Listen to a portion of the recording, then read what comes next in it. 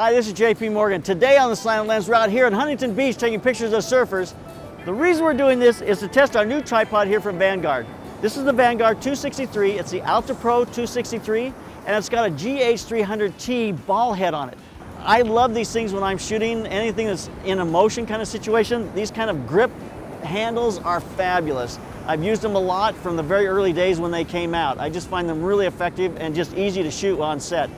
Especially if I'm going to start dropping my camera like this and moving, it just gives me so much flexibility to kind of frame my frame, get my shot, and just move on to the next shot really quickly. So I'm back button focusing, and then I'm firing the camera from the trigger here on the handle of the ball head. This is just a really nice setup. I can put different tensions on it here, depending on how loose I want this to roll with the tension knob. And then if I want, I can just simply lock this down. I can lock the tripod off and it's not going anywhere. So I've got the locking mechanism or the friction, which the friction is really the way I use it for what we're doing today, because we're shooting surfers. It's moving very quickly. I'm trying to follow the focus and shoot, and this just gives me the ability on a 600mm lens to keep that lens stabilized on the tripod and the head setup, but also to give me the flexibility to follow the action, set my focus with that back button focusing, and then fire away with the handle, the trigger on the handle. It's a great setup for working out in this kind of a situation. This comes both in Nikon and in Canon, so you can hook this up to your Canon or your Nikon camera, so it'll just automatically trigger from the camera, from the ball head. So there's a locking mechanism here on the collar that allows you to set this pistol grip at whatever angle you want. So if you're working down like this and you don't want your arm to be turned, just simply turn it, click on the next spot, and now you can work with it in that whatever way you want to set it that's going to be comfortable for your hand. Just has multiple places you can move this thing all the way up. If you like this better, if this works for you, you can do it.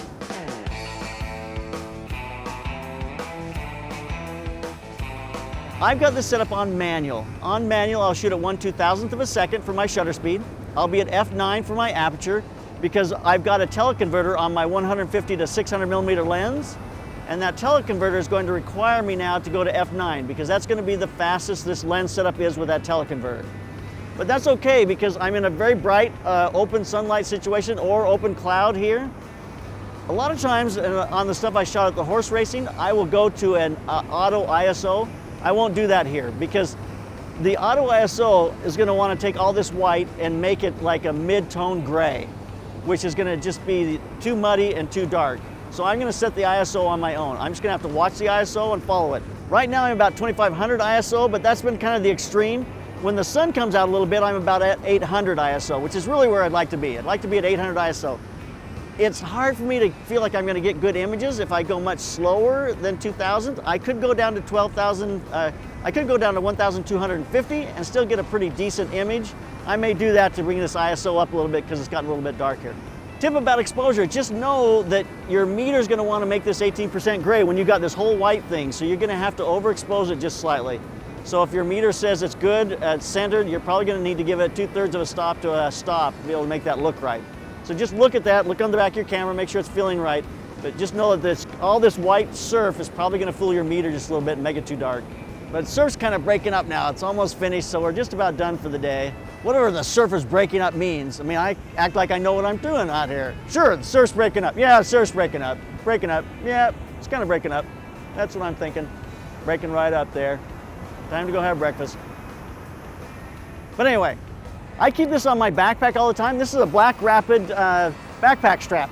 So take off one side, hook it down on the bottom of your belt, and now I've got a strap to be able to use my camera and let my camera drop right here where I want to use it. It's really a great little addition to my backpack. And I keep this just on each backpack so I have it, and it's available when I go to shoot. Look at that, our case has got sand all over it. I'm gonna have to wash it off.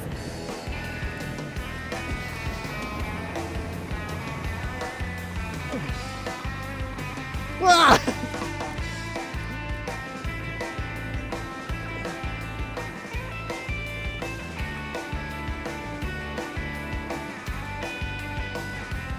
We got a Rebel T4i in here. Let's see if it's still dry inside this case. Except for the drips I just got on it when I opened it. Absolutely dry. Camera's safe and ready to go. So I've really enjoyed shooting on this. It's actually worked extremely well. You've got the GH300T, that's the ball head, it has that friction head to be able to use it and to shoot. On the carbon fiber, just light sticks, make it easy to haul this around. This setup worked out flawlessly for what we were doing.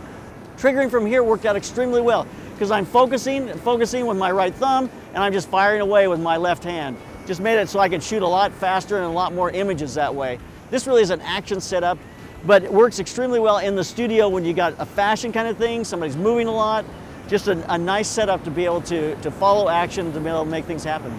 So there's a look at the Alta Pro 263 and the GH300T. Great combination for your tripod for any kind of action situation, from fashion to surfing. Just a great setup. So keep those cameras rolling, keep on clicking.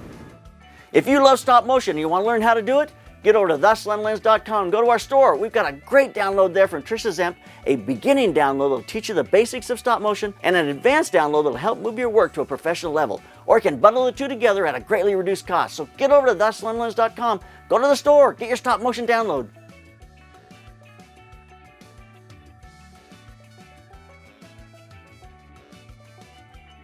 But this dude decides he's got to dig a big hole in the sand right in front of where we're shooting. There isn't anybody on the rest of this entire beach. Living in LA, gotta love it. Make sure you subscribe to the Slanted Lens so bullies don't kick sand in our face. Or our ear, or our nose. So subscribe to the Slanted Lens.